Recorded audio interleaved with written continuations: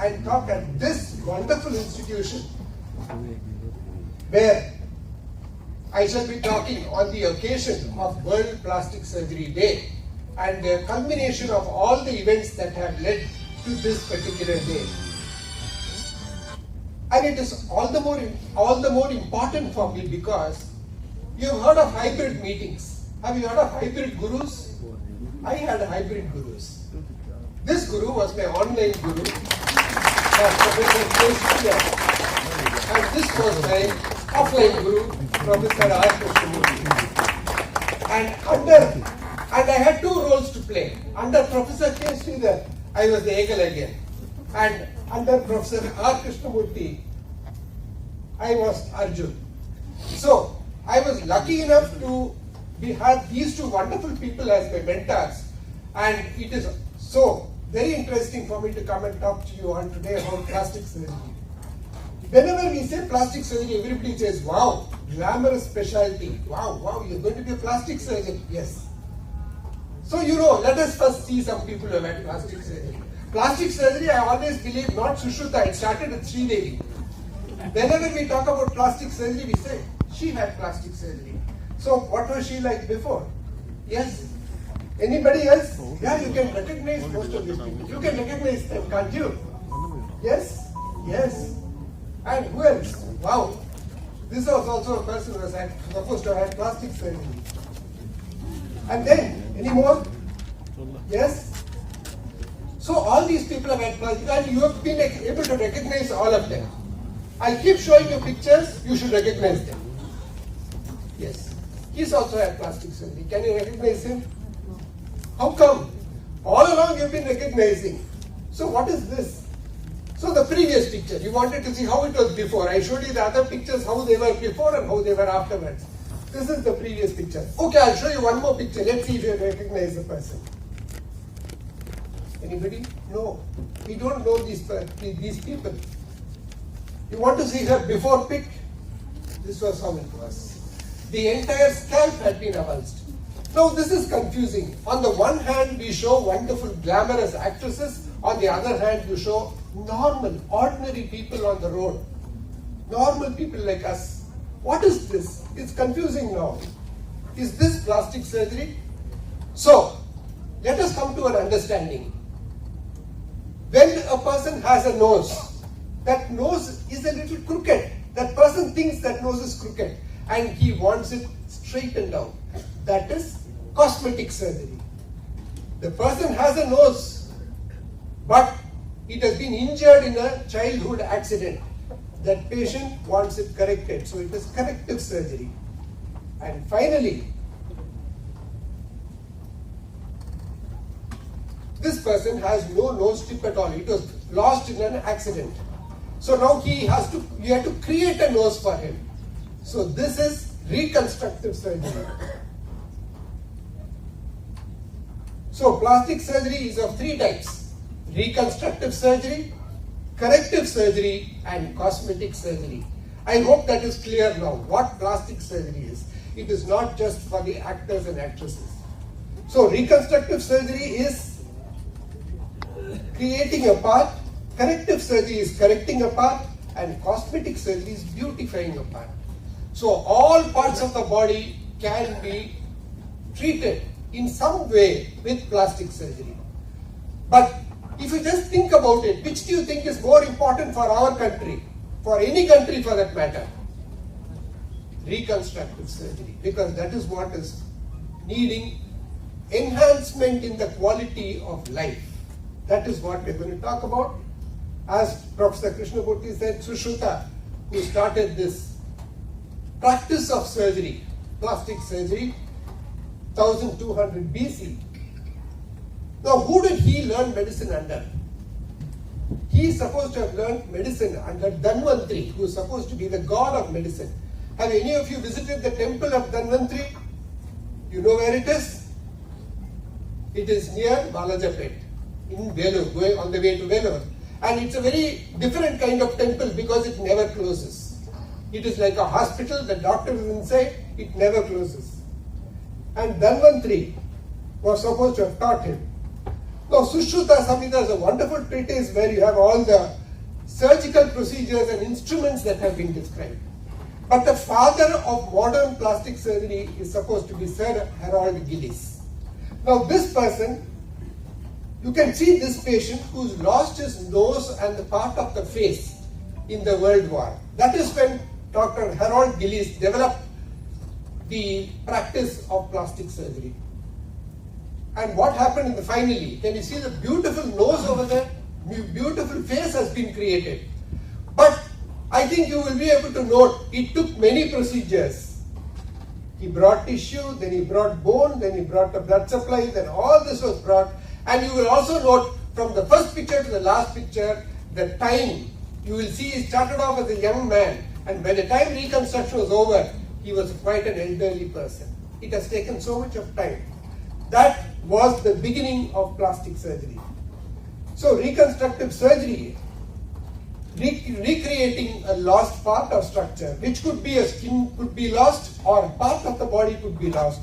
And when can it be lost? It could be lost in trauma and burns, it could be lost in infections, and it could also be lost following tumor excision. So when skin is lost, we can always replace it.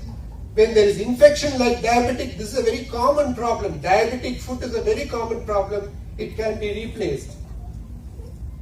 Skin grafting is a treatment. Whenever you lose skin, that is why plastic surgery is always equated to skin grafting.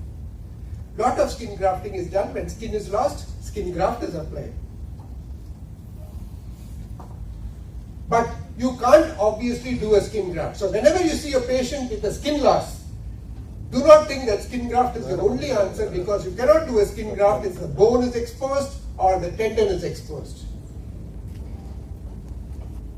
Now look at this, flap has been taken. If you cannot put a skin graft when bone is exposed or tendon is exposed, you need to put in a flap cover, which is carrying its own blood supply.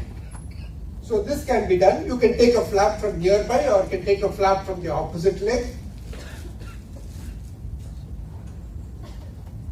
Or if the part of the ear is lost. Now this man has lost his ear when he was involved in a fight and somebody bit off the ear. So now the reconstruction has been done by taking skin from the neck and slowly moving it, just like the picture I showed you in the beginning of Harold Gillis. So this is how the ear has been reconstructed, or the nose can be reconstructed like that, or even the eyelid for that matter can be reconstructed. When there is a loss like this is another problem, common problem. People sit in the bus, they keep their hand outside like this. A bus or a lorry comes nearby and takes off their elbow. So this has to be reconstructed. We must remember, you cannot put a skin graft because the bone is exposed. So you need to reconstruct so that he can move his hand. The important thing is not just covering the skin, it must be functional. So this is the flap taken from the abdomen. And is it moving? Yes, he's got a good movement.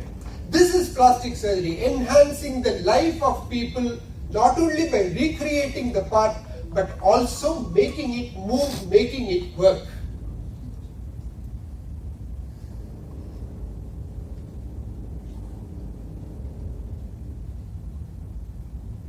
Yes, we have seen you. Yes. So we have skin loss like this on the hand. Reconstruction can be done with flaps. Now, the problem comes. I told you when the bone is exposed, you can't put a skin graft. You can take a flap cover from locally or from distally, but look at this defect. It is so large. You can't take any, you can't put a skin graft, you can't take skin from the nearby area. So what do we do? So for this complicated defects like this, you need to take tissue from one part of the body and bring it here totally. No attachment at all. You're bringing it with artery and vein and suturing it here so that it gets back life over here. So this is called microsurgery, reconstructive microsurgery. Reconstructive microsurgery, we have already seen reconstructive surgery. Now we are going into microsurgery. Microsurgery is nothing but surgery using the microscope. So because the tissues are going to be so small, we have to reconstruct the tissues. We'll see what this microsurgery is about. So this surgery using the microscope can be surgery on the nerves or surgery on the blood vessels. So obviously you cannot use the usually available suture materials, you need specialized suture materials. Can you see the suture material here? I'll magnify it to see. Can you see it now? So imagine, this is the level of the suture material which we'll be using, and we'll have to do the anastomosis using this suture material under microscope. So this is very important. And obviously you need special equipment, you need magnification, so we need a microscope. And then we also need specialized instruments. So I'm going into what is this thing called microsurgery and what it does. So you can see the raw area, how we, at the wound I showed you, what are we going to do? So the preparation is done. The flap is taken, we take skin. Now I told you cannot cover that area with skin because it's open. The bone is open, the bone is exposed. So we're going to take muscle from the back, put it there, and then put a skin graft.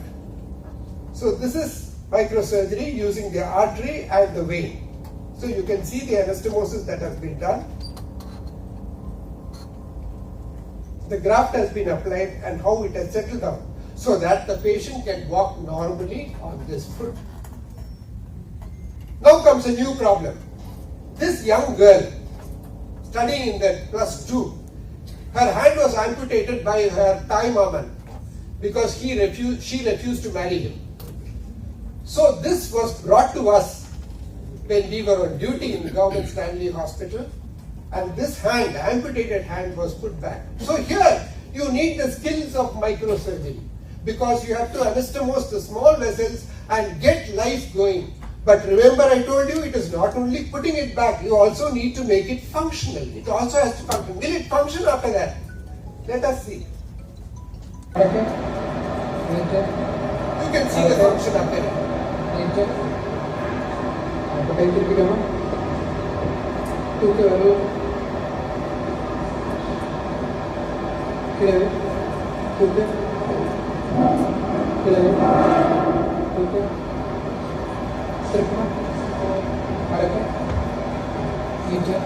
This was done way back in 2003. So it's almost 20 years since it was done.